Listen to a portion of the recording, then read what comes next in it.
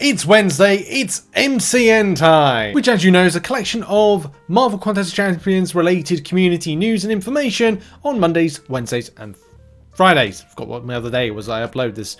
Anyway, first thing is, have you seen this? This is something from a long time ago. So small but cool detail from MCOC Dev. We decided that Wasp would throw enlarged objects at the opponent in her SP3, suggested a contest specific pack of gum, then went back to my desk and quickly designed a package to be used as texture in game. Bubblerealm was born. There we go, there's Bubblerealm if you didn't know that already. Also shout out to MCOC Avenger. I've put a link to this in this video, but also a video that's coming out I think today. I think we're doing a Battleground Season 25 options video. That should be out later on today. But shout out to MCOC Avenger who put together this amazing immunity and ability accuracy champion infographic. You can see it's incredibly detailed, it's incredibly helpful, and gives you all the information you need to know. There's also like a two-part to this, of course it's very important. Look, this game is so extensive, and trying to remember every single bit of interactivity from champions, ability accuracy, what they have in synergy based applications is so extensive.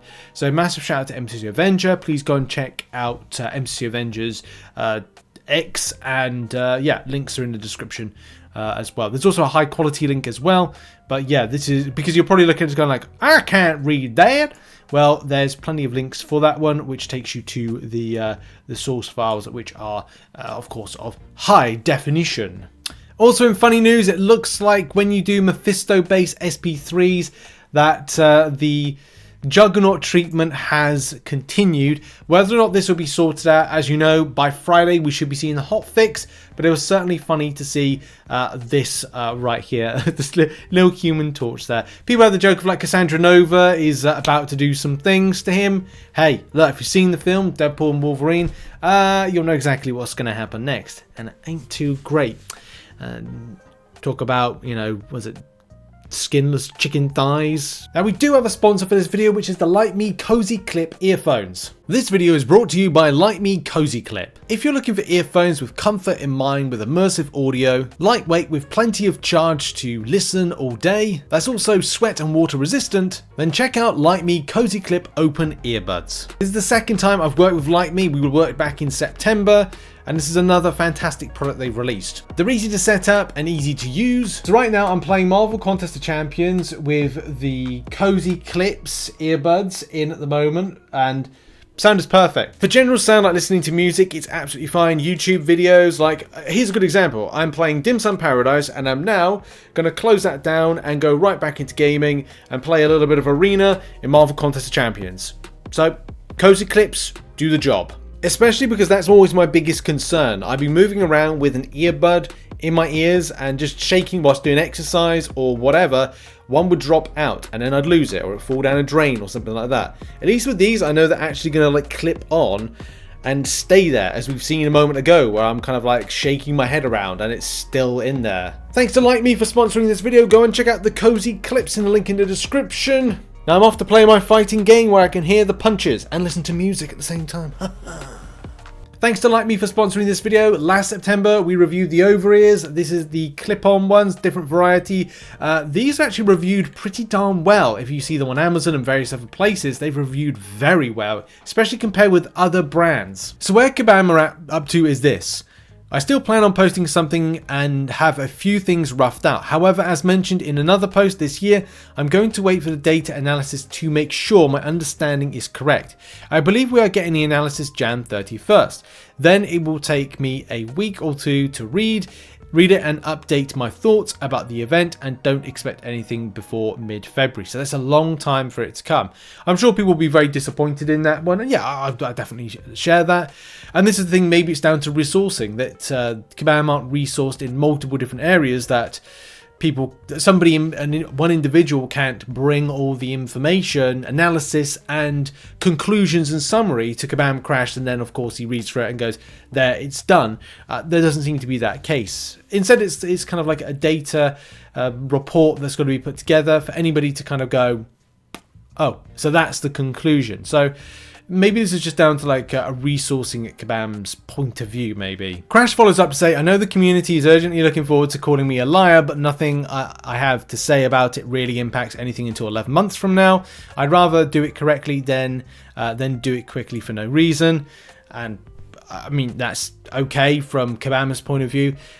As you know, where I'm up to is I've had enough of this. You give trust. Like, I'm always big on giving people like the benefit of the doubt with stuff and going like, okay, well, let's see.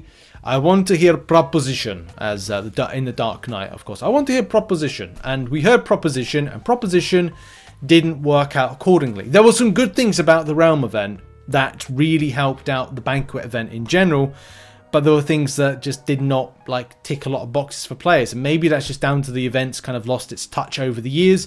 Maybe it's just a case of like meta-based rewards are not seen in any kind of great amount for people that don't or cannot excessively spend money to the degree that other people do. Or even from a low spend perspective, we're able to get much more out of the event. Anyway, right, there's a lot more that meets the eye to this. And of course, there will be further dissections. And I'm just looking forward to focusing on getting the Queen's Challenges done, 10th anniversary, going back in this weekend to do more. I had a week's break, and I'm going to do some more. Then I'll be looking forward to July 4th deals and seeing if they're any good. Then I'll be looking forward to trying to get my first ever rank 4 7-star, because believe it or not, from a free-to-play perspective, and if you didn't or weren't able to invest in a high amount of units, then you had to be very careful about your unit investment into that event based on other things that are going on. And Cyber Weekend deals, those will be important things. And then we'll see what the Banquet event is going to be like in 2025. And maybe I'll make a decision to spend as much units as I did last year on that. But I'll see what Kabam have got to say about it. But you know, trust-wise, not easy to build trust again and go, excuse me, from a second year in running. Can they make it better? Because 2023 and 2024 didn't tick a lot of boxes for a lot of players. So what of Kabam on communication? As you know, the community team is new and fresh. It is getting there when it comes to answering stuff, but have people lost their patience? Well, I don't know. I mean, here's a good take from Dr. Zolos is the current model of having forums, in-game Discord streams, and the MCC sites and all the ancillary creator channels offering parts of the whole message makes it difficult at times to figure out what is going on or what to do in game. That's sort of true, but sort of not true. So the sort of true part of this is what's delivered out for the live streams. Kabam give the CCP release notes. Some stuff is in there. There are some stuff that is not. There's some stuff that might be more on the website. And yes, there's details that maybe not on the live streams, which in fact might be stuff that's kind of like rooted onto here, like the website. And I don't know if that's in order to encourage you to go traffic-wise to these relevant places to gather information. This is why I started doing the live stream recaps. A long time ago, I thought to myself, well, I want to condense something when it comes to the live stream and do like the photos, so the graphics and information that is present there. Of course, I do talk over it and I put a write-up in the description.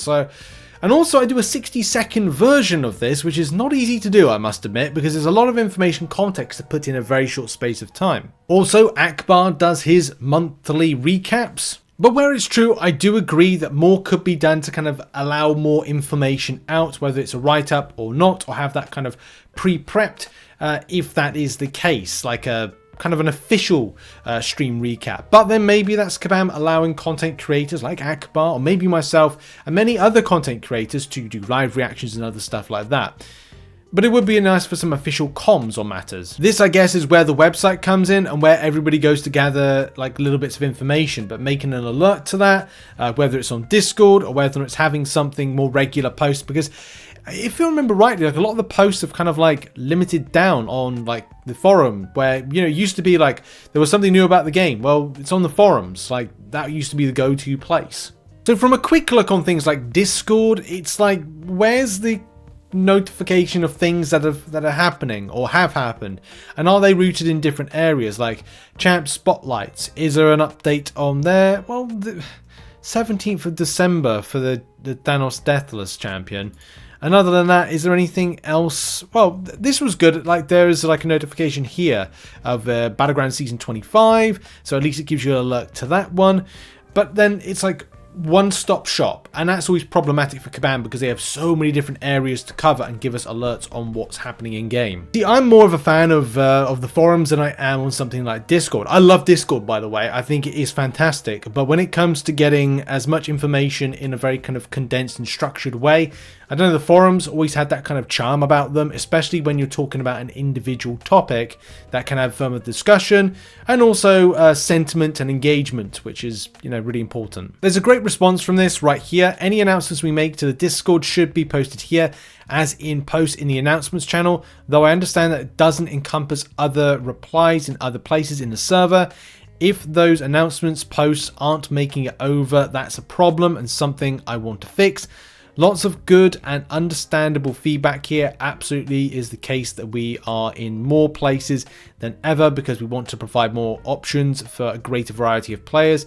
That has admittedly come with a division of attention that y'all are understandably pointing out, while it may be tricky to match the levels of response when the forums were really the one spot for communication. I'm working to get that level up for sure.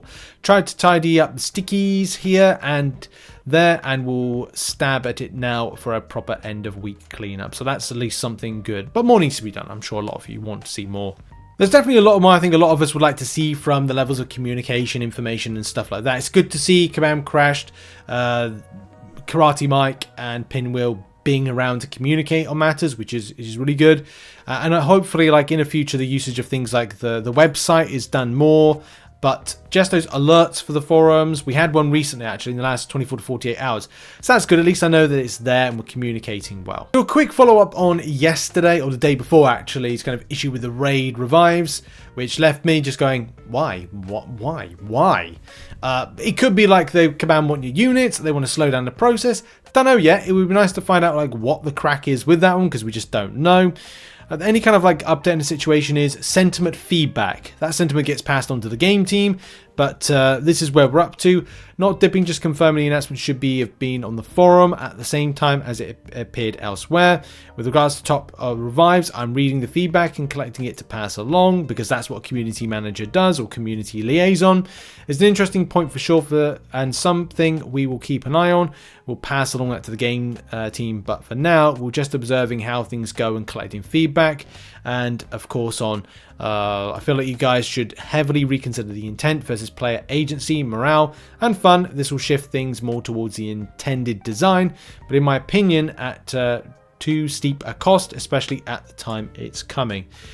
Yeah, I'm just baffled. I'm still baffled by this, and just like without any kind of thorough explanation to the matter, except for, well, players get to take it from one like raid event to the other. And what does it change? What will it change? Nothing. Well, obviously, you think to Kabam it changes something. Anyway, that's going to be it for the MCN. More on that to come, I can imagine. And if there's any updates on any of the things we discussed, I'll let you know. And I'll see you all in the next one. Bye-bye.